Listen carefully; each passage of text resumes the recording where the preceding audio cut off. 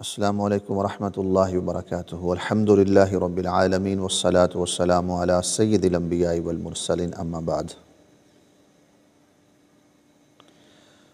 عارف کھڑی شریف میاں محمد بخش رحمۃ اللہ تعالی علیہ فرماتے ہیں کہ جسنوں جس نال پیار ہووے تے گل اسے دی کردہ، سو مکر بہانے کر کے تے ول اسے ولدا۔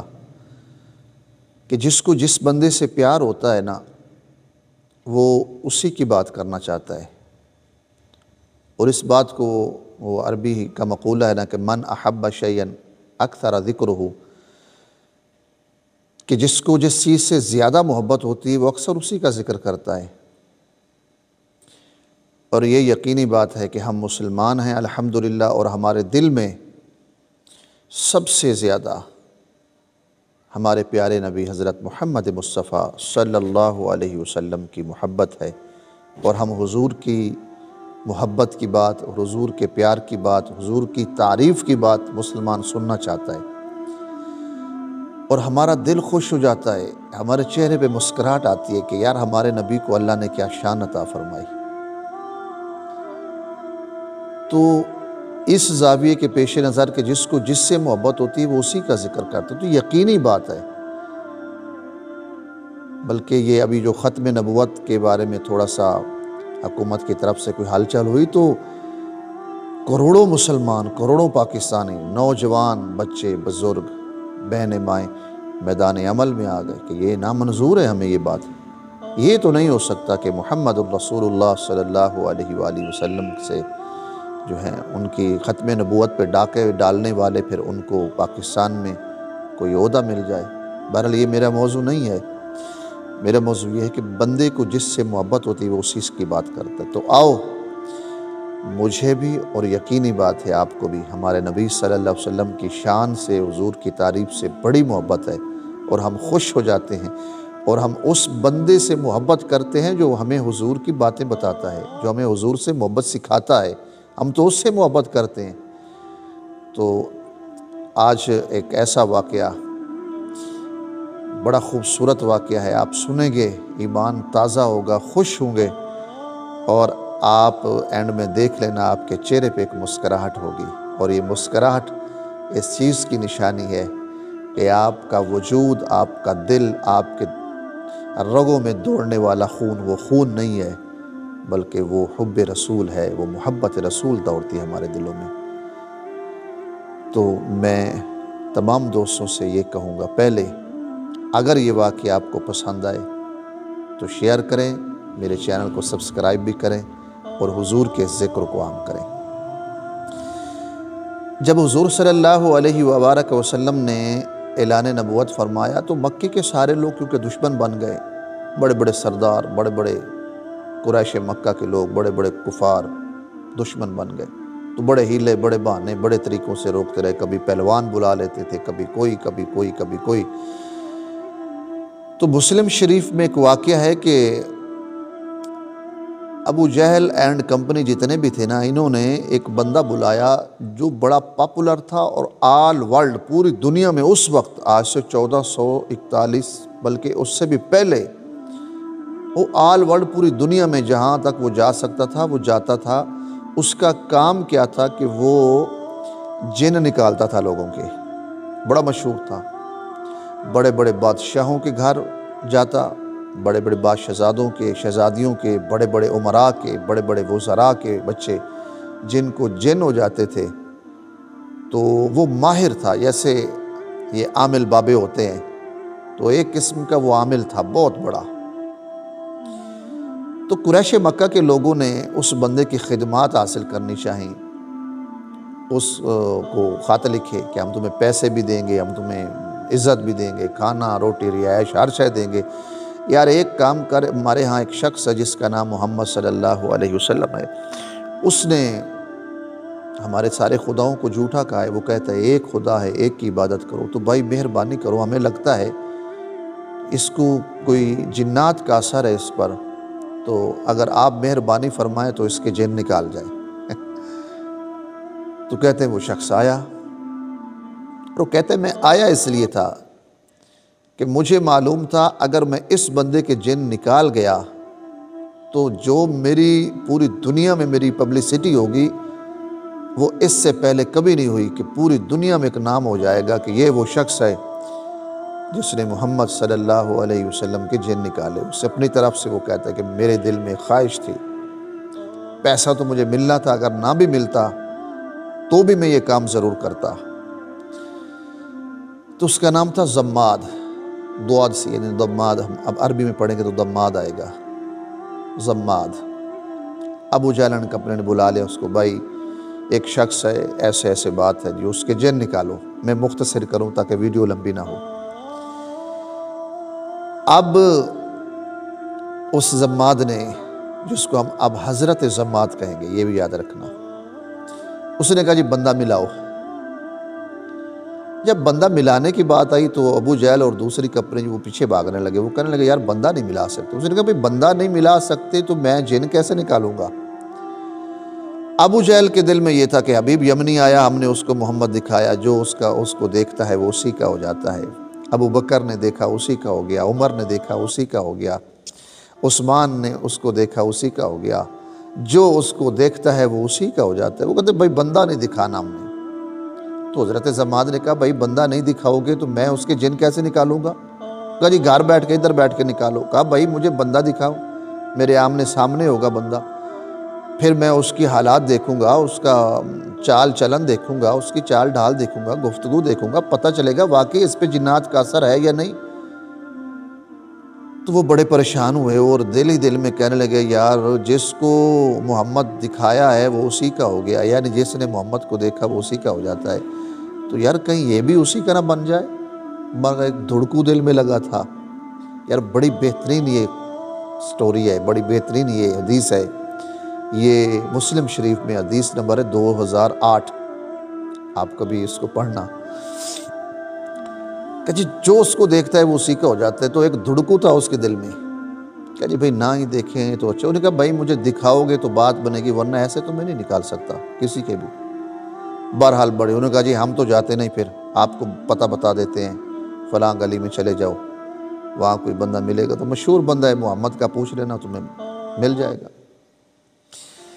انہوں نے کہا ٹھیک ہے جی۔ اب یہ بات ہوئی نا، اب وہ گیا اس گلی میں، وہاں کوئی صحابی موجود تھے، تو اس نے پوچھا بھی میں محمد صلی اللہ علیہ وسلم، ہماری ماں باپ آپ کی ذات پہ قربان ہو جائیں، ہماری عزتیں، ہماری محبتیں سب آپ پہ نثار۔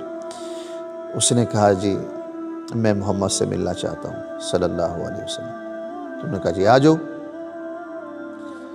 اب جب وہ سامنے آیا نا تو حضور صلی اللہ علیہ وسلم نے اسے دیکھ کے حضور کی مسکراہٹ نکل گئی۔ حضور تو ویسے ہی مسکراتے رہتے تھے، حضور کی مسکراہٹ پہ سارا زمانہ نثار تھا۔ اللہ اکبر۔ حضور صلی اللہ علیہ وسلم نے اس کے حلیے کو دیکھ کے حضور مسکرائے، کیونکہ اس کا حلیہ ایسا جیسے عامل بابے ہوتے ہیں، بڑی بڑی لمبی تسمیاں اور گلے میں ڈالی، بڑے بڑے بار، بڑا کچھ حضور نے اس کو دیکھا، حضور کی مسکراہٹ، حضور کو اس نے جب حضور صلی اللہ علیہ وسلم دیکھا مسکرا پڑے حضور۔ اس نے آ کر اپنا تعارف کروایا، اس نے کہا جی میرا نام ضماد ہے، میں فلاں فلاں علاقے میں فلاں بادشاہ کا بچہ میں نے ٹھیک کیا، فلاں کی بیٹی ٹھیک کی، فلاں وزیر کا بیٹا ٹھیک کیا، آل ورلڈ میرا نام ہے، میں بڑے بڑے جنوں کو نکالا ہے، میں نے جو بڑے جن ہوتے تھے جو کسی سے نہیں نکلتے میں نے وہ نکالے ہیں۔ تو آپ کے بارے میں پتہ چلا ہے کہ آپ کو بھی یہ جنات کا سایہ ہے، اگر آپ اجازت دیں تو میں آپ کے جن نکال سکتا ہوں۔ اللہ اکبر۔ اس کو کیا معلوم تھا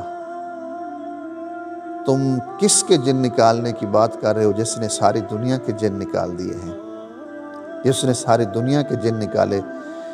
حضرت ضماد آپ کو کیا معلوم کہ آپ اس کو کہہ رہے ہو کہ میں آپ کے جن نکالنا چاہتا ہوں۔ تو حضور صلی اللہ علیہ وسلم نے اجازت دی، فرمایا اچھا بھی نکالو۔